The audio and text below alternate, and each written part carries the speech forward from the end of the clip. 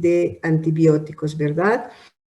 Hemos visto la resistencia, que es un problema frecuente actual, muy terrible y muy de la actualidad. Hemos visto cuáles son los mecanismos, que son las estrategias de sobrevivencia de los antibióticos. Hemos visto los beta-lactámicos, y dentro de los beta-lactámicos hemos visto que hay penicilinas naturales y penicilinas semisintéticas. Dentro de las naturales hemos visto la sódica, que es de acción rápida, intrahospitalaria, la procáinica, que prácticamente no se usa, de acción intermedia, y la benzatínica, ¿verdad? Que es de acción, que es de depósito. Entonces, lo que vamos a hacer a partir de este momento, queridos, es ver este segundo grupo de los antibióticos beta-lactámicos, que son las penicilinas semisintéticas, que se sintetizaron despuésito. Si estos antibióticos primeros estuvieron en boga toda la década del 40, parte del 50, estos se sintetizaron un poquito más tarde, finales del 50, 60, ahí estuvieron. Tenemos entonces los de amplio espectro, que serían la ampicilina primero, después la moxicilina y las penicilina-penicillinasa resistente, ¿ya? Listo. Entonces, aquí empezamos con esta. Que no me responde esto. Bueno, aquí tenemos las penicilinas de espectro ampliado.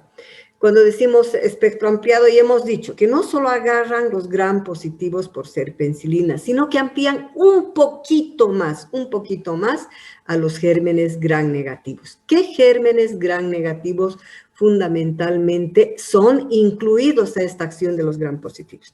El Haemophilus influenza, que ha hecho historia, muchachos. Ha hecho historia porque fundamentalmente era una bacteria que atacaba al grupo etario de los lactantes. Grave la gran mortalidad por meningoencefalitis, por laringitis, por neumonía, por todo, ¿ya? La Escherichia coli, que hasta ahora sigue vigente y que tiene una gran mortalidad en el grupo de los recién nacidos. La salmonela. Alfredo Flores, me lo estás grabando, ¿no? Sí, doctora, estoy grabando. Ya, papito, ya. La salmonela, que la conocen muy bien, y la shigella. ¿Ya? Entonces, fíjense que fue la ampicilina el primer antibiótico de este espectro ampliado. Si bien se la sintetizó a finales del 50, inicios del 70, se puso en boga y muy utilizado, digamos, en esta época, en la década de 60, 70. Pero fíjense, en esa época la medicina, aunque no es tan lejos, chicos, era diferente. Ahí en esa época se pensaban que la mayoría de los procesos respiratorios y digestivos, es decir, las diarreas, cualquier proceso de vías respiratorias superiores, inferiores, eran bacterianas, y no es así. Ahora se sabe que la mayoría de los procesos respiratorios, particularmente de vías altas, son de tipo viral. La mayoría, más del 90%, mucho más que el 90%. Entonces se hizo un gran uso y abuso de este medicamento, tanto para la vía respiratoria como la vía digestiva, ¿ya? Se utilizaba por vía oral y se utiliza actualmente todavía por la vía endovenosa cada 4 a 6 horas. Cada 4 horas, cuando el caso es grave, hace estabilizar al paciente, y cada 6 horas para todo el mantenimiento, igual que la penicilina. La dosis va de 50 a 100 miligramos kilopeso día, cada 6 horas en casos simples. Se utilizaba para casos simples así. Digamos, amigdalitis, una otitis, que era la indicación, ¿verdad? Una otitis, una sinusitis. Y de 300 a 500 miligramos kilopeso día cada 4 a 6 horas en casos mucho más severos. ¿Cuáles son estos casos severos? Estos casos septicémicos, meningitis, septicemia, neumonías graves. En estos casos se utilizaba particularmente por el Haemophilus influenza. ¿Ya? Fíjense que los casos simples ya no se utilizan, ya hace tiempo ha salido del comercio por la gran resistencia, ya no hay nadie, tal vez algún ancianito usa eso, pero ya no se utiliza. Pero sigue en vigencia, queridos, para los cuadros graves, particularmente meningoencefalitis, está en el último esquema todavía vigente en este momento para la meningoencefalitis por Haemophilus influenza, ¿ya? Dice, el gran problema de este medicamento ha sido la resistencia, razón por la cual se la ha sacado de la vía oral, las gastritis y la baja absorción en el tracto gastrointestinal, porque apenas se absorbía casi el 50%, nada más. Pero sigue, como les digo, por la vía parenteral, sigue vigente particularmente en el grupo de neonatología y en algún lactante que tiene el Haemophilus influenza. Posteriormente a esto, aparece la amoxicilina. En realidad, digamos, tiene un espectro muy parecido. Actualmente todavía es muy utilizada y tiene un espectro similar, pero con mayor absorción digestiva. Por vía oral se la utiliza. Fíjense que la amoxicilina la utilizamos solo vía oral. A un principio les cuento que apareció por la vía parenteral, pero más tardó en entrar que en salir porque no ofrecía ninguna ventaja sobre la penicilina, ninguna, solamente que era más caro y más difícil de adquirir. Entonces, así como entró, salió ese rato, ¿ya? Pero la vía oral se quedó, la vía oral, y ahora mismo. Y la dosis, fíjense, si ustedes revisan literatura clásica, van a ver que la dosis va desde 30, que para mi gusto ya es una dosificación un poco antigua, pero todavía sigue entre 50 a 70, y cuando yo utilizo esta dosis baja, doy cada 8 horas. Pero si utilizo la dosis máxima de 90 a 100 miligramos kilo peso día, utilizo cada 12 horas, ¿ya? Dosis bajas cada 8 horas y dosis altas cada 12 horas. Hay estudios que indican que cuando se utiliza con dosis tope alta, de 90 a 100 kilopeso, se mejora el espectro y se mejora la potencia del antibiótico. Por lo tanto, aparecen los famosos dúo, Amoval dúo, amoxicilina dúo, todo con dúo, y viene de 1 gramo para dar 2 veces al día, ¿ya? También aparecen ya asociadas a la amoxicilina el ácido clavulánico y el sulbactán, que aumentan, digamos, el espectro del antibiótico.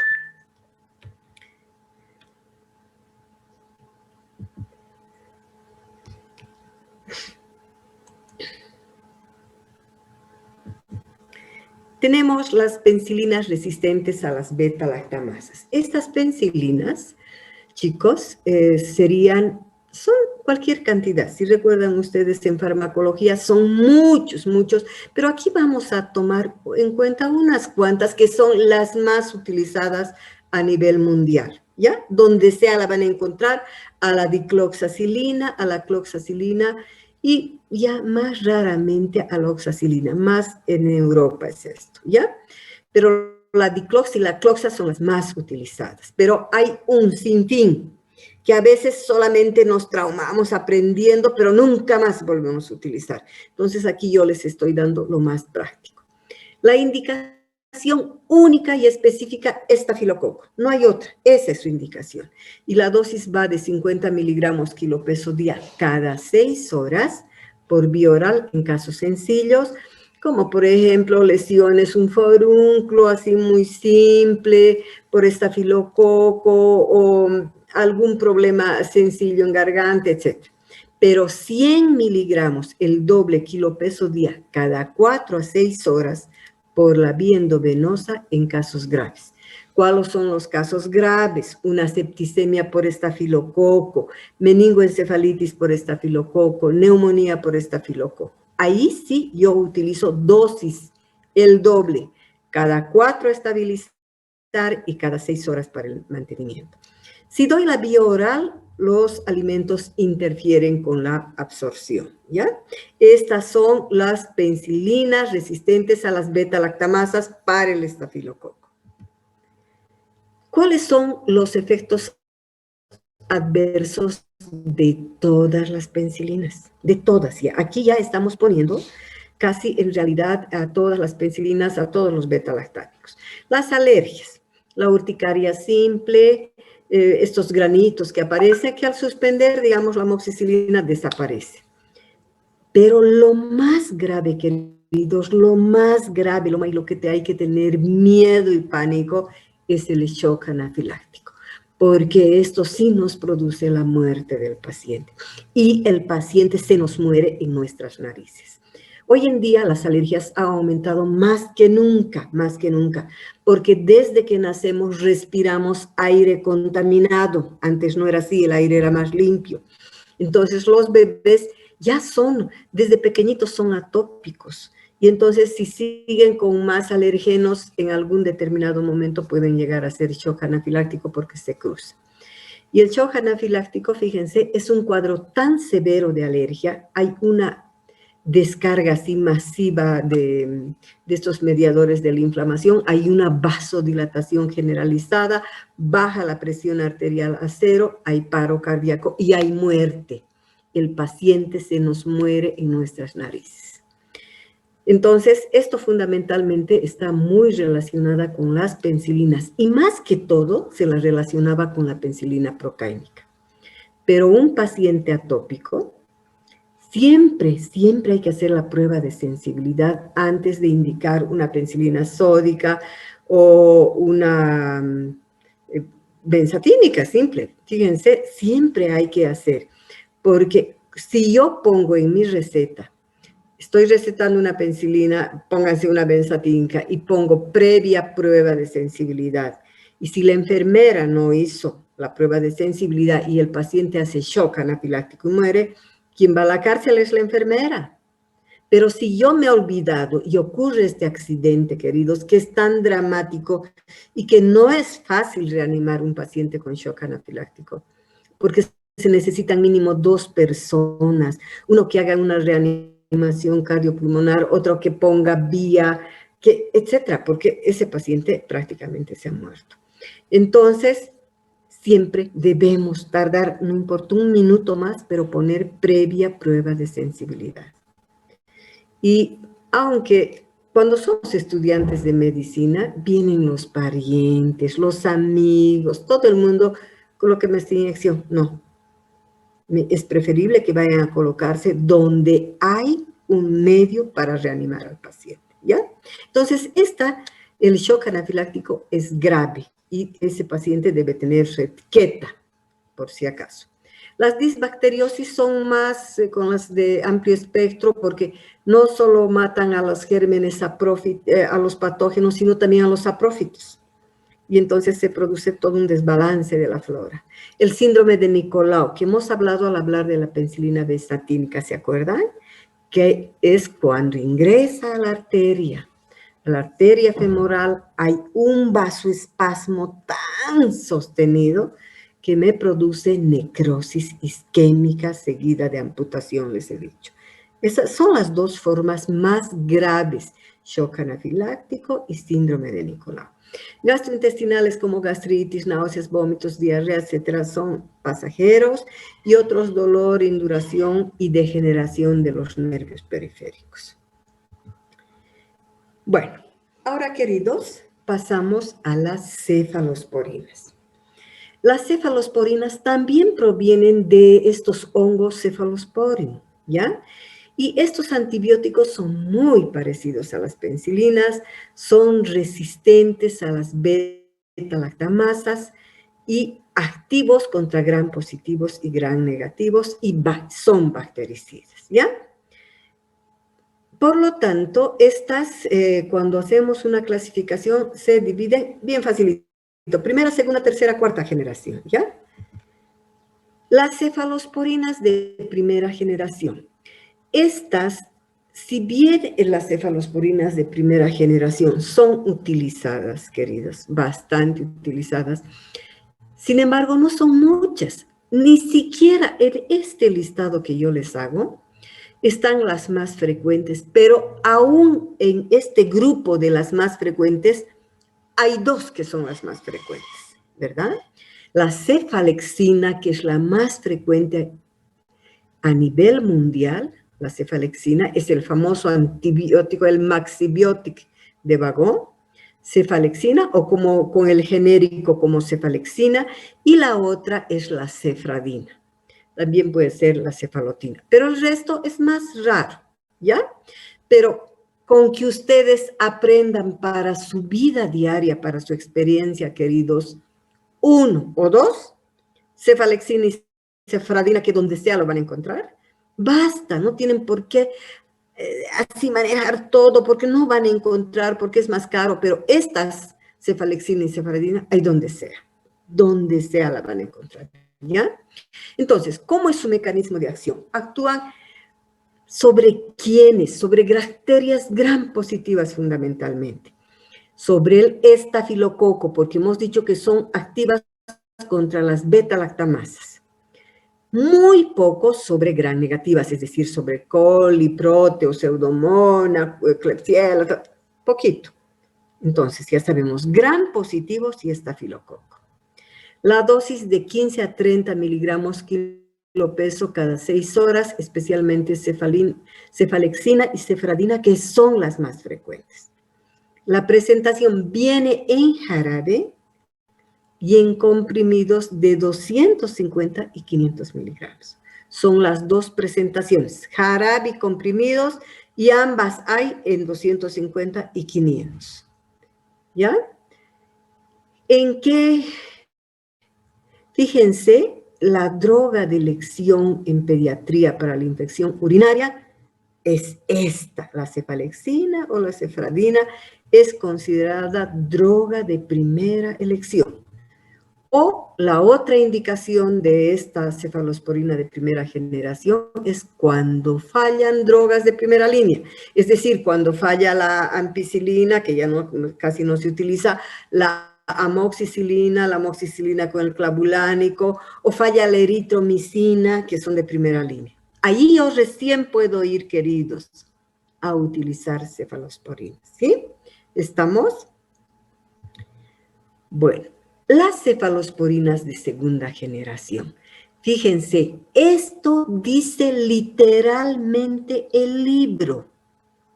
Poco utilizadas o no utilizadas debido a que no ofrecen ninguna ventaja sobre las cefalosporinas de primera generación. Textual, así habla el libro. No se usa. ¿Por qué? Porque en primer lugar son igualitos, no son superiores a las de primera generación y no hay. Y son caras, si es que encuentro. Entonces, es absurdo, es absurdo. Son varias, pero aquí tenemos cefaclor, cefalotina, cefuroxima, cefandol. Yo no sé por qué nunca he recetado.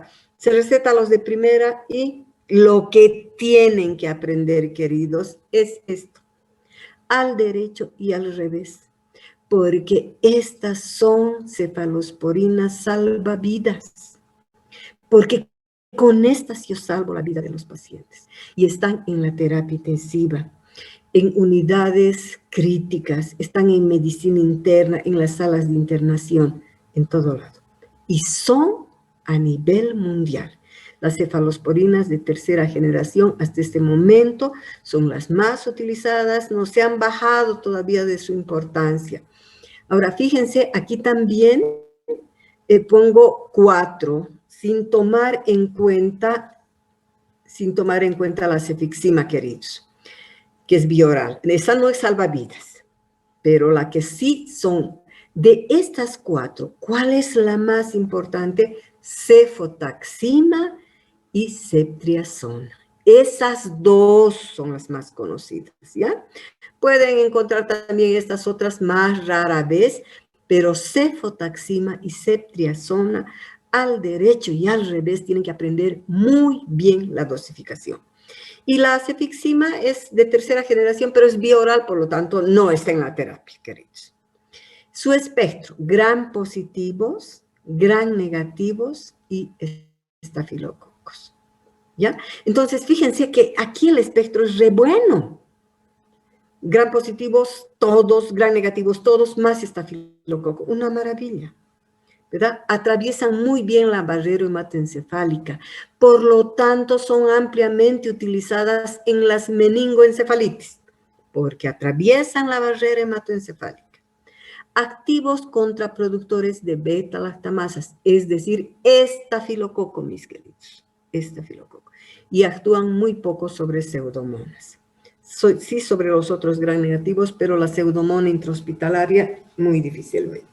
Para ese es mejor otro específico, ¿ya?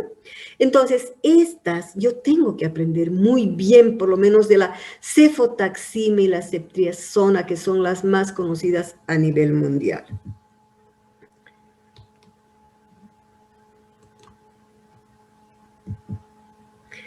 Entonces, aquí tenemos la dosis. De la ceftriaxona, la dosis habitual de 15 a 30 miligramos kilopeso EB cada 12 a 24 horas. Empiezo cada 12 horas y doy 1 o 2 días hasta en la fase más grave del paciente, nada más. Y luego mantengo cada 24 horas. ¿En qué casos? Meningitis, 50 a 100 kilopeso cada 12 por 2 o 3 días y luego cada 24 horas. La cefotaxima, que es la más utilizada, es más utilizada que cualquiera de ellas, chicos. La dosis habitual es 100 miligramos kilopeso EB cada 6 horas. Y en casos graves como meningitis, septicemia, 200 a 300 miligramos cada 6 horas, siempre viendo venosa. Y la cefixima, que es de tercera generación, pero que se utiliza en las infecciones urinarias después de haber agotado a las de primera generación. La dosis de 7.5 a 8 kilopeso cada 24 a 12 horas. Esta no es salvavidas, les vuelvo a repetir, estas otras dos sí quiero que me aprendan muy bien, no por el examen, mis queridos, sino porque deben conocer, ¿ya? Las indicaciones está utilizada en la terapia intensiva y en pacientes hospitalizados, en caso de resistencia también. Y los efectos adversos, alergia cruzada a la penicilina debido al anillo beta-lactámico que tiene, porque este es un beta-lactámico. Agranulocitosis, granulocitopenia, fiebre elevada y repentina por la granulocitosis, es decir, que aquí se asocian las bacterias y me hacen dar cuadros así de fiebre, anemia hemolítica y superinfecciones son algunas de los efectos secundarios de las cefalosporinas de tercera generación. Y las de cuarta generación en realidad son poco utilizadas, poco conocidas, pero muy activas para pseudomonas. Vamos a entrar a otro grupo de los beta-lactámicos, los glucopeptídicos. Su principal representante, mis queridos, la vancomicina. El mecanismo de acción, la vancomicina es un bactericida que inhibe la síntesis de los peptiglicanos en la pared celular de las bacterias. Tiene actividad solo contra bacterias gram positivas, particularmente el estafilococo. Por esta razón, chicos, hasta la última generación se indica en el libro reservado para el estafilococo multiresistente y para las colitis pseudomembranosas por Clostridium difficile. Está por acción local. Yo me acuerdo que en los congresos mundiales de infectología esto hacían hincapié hace unos años atrás, solo para el estafilococo multiresistente. Pero van a ver ustedes en la actualidad, esto ha cambiado. Si bien el libro mantiene todavía esto, pero van a ver ustedes que ya no solo se guardan para el estafilococo multiresistente, sino que utilizan en estos casos graves que no hay respuesta de los pacientes, se puede utilizar en neumococos resistentes o en otro tipo de bacterias en la terapia intensiva, ¿ya? La dosis de 20 a 40 kilopeso cada 8 horas por la vía endovenosa y los efectos secundarios flebitis, ototoxicidad y nefrotoxicidad. Ahora, fíjense, también se utiliza en la colitis pseudomembranosa por Clostridium difficile, pero por vía local, por vía oral. Pero esto es rarísimo, rarísimo, es más en los pacientes inmunodeprimidos. Otros betalactámicos son los imepenémicos, es decir, el imepenen, meropenem, ortopenem, todos estos, ¿verdad? Que los encontramos, son extremadamente caros. Ahora ya se lo encuentra, digamos, en el mercado, pero hace unos años atrás, por ejemplo, aquí en Bolivia, en Cochabamba, tenía que hacerse traían de la Argentina, de los Estados Unidos, era muy difícil, pero ahora se lo encuentra, pero digamos, en forma más rara y carísimo. Es privativo de un estrato social que tiene bastante cantidad de dinero, digamos, que puede darse ese lujo, porque actúa sobre los anaerobios también. Tenemos un poco más de tiempo. Aquí tenemos antibióticos que impiden la síntesis proteica de la bacteria, ¿ya? Tenemos aminoglucósidos que son la gentamicina, la canamicina, amicacina, estrepto, etcétera, todos estos poco utilizados. La tetraciclina, que serían la doxiciclina y la tetraciclina, el cloranfenicol y los macrólidos. Los aminoglucósidos son bactericidas que se fijan irreversiblemente en la porción 30 del ribosoma bacteriano, son exclusivamente para gram negativos y todos son potencialmente ototóxicas y nefrotóxicas. Las más utilizadas son dos, la gentamicina y la amicacina, que es la hija de la canamicina, es derivado de la canamicina. La estrepto solo en tuberculosis y ahora ni siquiera en tuberculosis, queridos. Uso tópico y oral, neomicina, paromomicina. Esas son. Las dosis de la gentamicina, de 5 a 7 miligramos kilopeso día cada 12 horas por la vía intramuscular. Pero si tengo bomba de infusión, puedo utilizar la vía endovenosa, es decir, la bomba de infusión es cuando me larga el medicamento de a poquito, de a poquito, de a poquito, pero no me hace el pico en sangre, porque ese pico es el que produce la ototoxicidad. La canamicina y la amicacina, ambos son a 15 miligramos kilopeso día cada 12 horas. Más utilizadas la canamicina, todavía algo en neonatología, porque la tendencia es casi que ya no, más se utiliza la amicacina y la genta, y la sizomicina también terriblemente raro. La otra cosa, queridos, acá, fíjense, la gentamicina en prematuros es de 3 miligramos kilopeso día cada 24 a 36 horas. Recuerden que les he dicho que el sistema urinario es inmaduro en el neonato y como utilizamos para la coli en neonatología, entonces se utiliza la mitad en realidad de esta dosis, 3 miligramos. Cuanto más prematuro, si es un prematuro grande, cada 24. Si es prematuro chiquito, cada 36 horas, ¿ya? Entonces se da porque tiene todavía el prematuro una cantidad adecuada en sangre. Las tetraciclinas tienen un espectro amplio, son bacteriostáticos, actúan sobre el ribosoma 30. En niños grandes se utilizan en la acné juvenil, en la clamidia y en el cólera.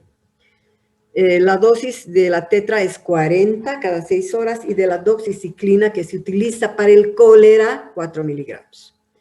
Efectos adversos, está contraindicado en niños preescolares porque producen depósitos o calcáreos, en niños en general hasta la edad escolar. En dientes puede haber disbacteriosis, neuritis óptica, fotosensibilidad, síndrome de Fanconi y nefrotoxicidad. Fíjense que es el único antibiótico que una vez que está vencido, no podemos utilizar, mis queridos, no podemos, porque si está vencido y uso, me produce síndrome fancónico y puede morir el paciente.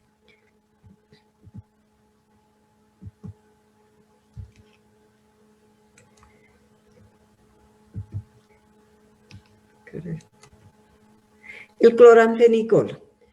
Prenderé la luz, discúlpeme un ratito.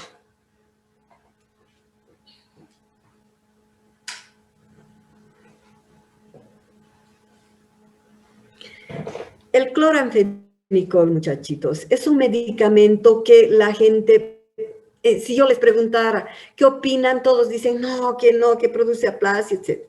Sin embargo, es un señor medicamento y señor antibiótico que sigue en vigencia aún ahora. ¿Por qué? ¿Por qué se utilizó tanto? Porque era el único que servía para los anaerobios. Pero ahora ya hay otros medicamentos, ¿verdad? Y porque era específico junto con la ampicilina para matar al Haemophilus influenza. Por lo tanto, incluso ahora está como un esquema de primera elección ampicilina más cloranfenicol para la meningitis por Haemophilus influenza, ¿ya? Tiene espectro amplio, sirve para gram positivos y gram negativos, actúa sobre neiserias, gonococo, meningococo, Haemophilus influenza, salmonella, anaerobios, etc. La dosis 50 miligramos para casos simples, como una tifoidea, y 100 para meningitis en casos graves. Cada 6 horas, vía oral y vía endovenoso. Fíjense que es el único de los antibióticos que administrado por vía oral se absorbe el 100% como si le estuviera metiendo por la vena. O sea, tiene una absorción del 100% maravillosamente, chicos. Este antibiótico, gracias a este antibiótico, es que los gringos han investigado porque los gringos tenían como efecto secundario la aplasia medular. Y para lo único que utilizaban era para la fiebre tifoidea. Pero ellos, chicos, han utilizado ampicilina, moxicilina, cefalosporina, todo lo que se pueden imaginar y nada les iba bien, hasta que encontraron a la ciprofloxacina para la tifoidea. Y a partir de ahí, y por los gringos, es que ahora para la tifoidea, en vez de utilizar cloranfenicol, ya la gente utiliza ciprofloxacina, ¿ya? Por eso, efectos secundarios adversos en recién nacido, el síndrome de niño gris, reticulopenia, vómitos, diarrea, aplasia medular en los gringos. Este es un efecto secundario, queridos, atado a la idiosincrasia, es decir, a los genes. Es racial, es de un grupo. En cambio, la leucopenia es un efecto secundario de toda la población del mundo. Ese está atado a la dosis. Por eso es que nunca se debe sobrepasar de 3 gramos, ¿me entienden?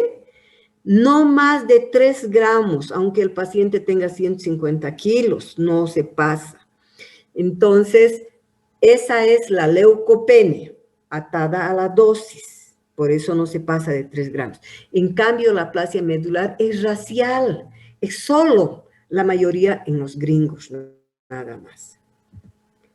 Los macrólidos tenemos aquí, fíjense, la madre de los macrólidos, la eritromicina. Actúan sobre gram positivos, pero también sobre Haemophilus influenza, clamidia y Bordetella pertussis.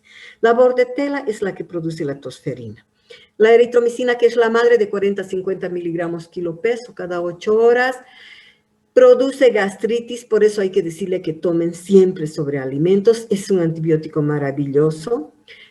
La claritromicina es caro, por eso que no sale mucho, a 15 miligramos cada 12 horas. La roximitromicina nadie utiliza.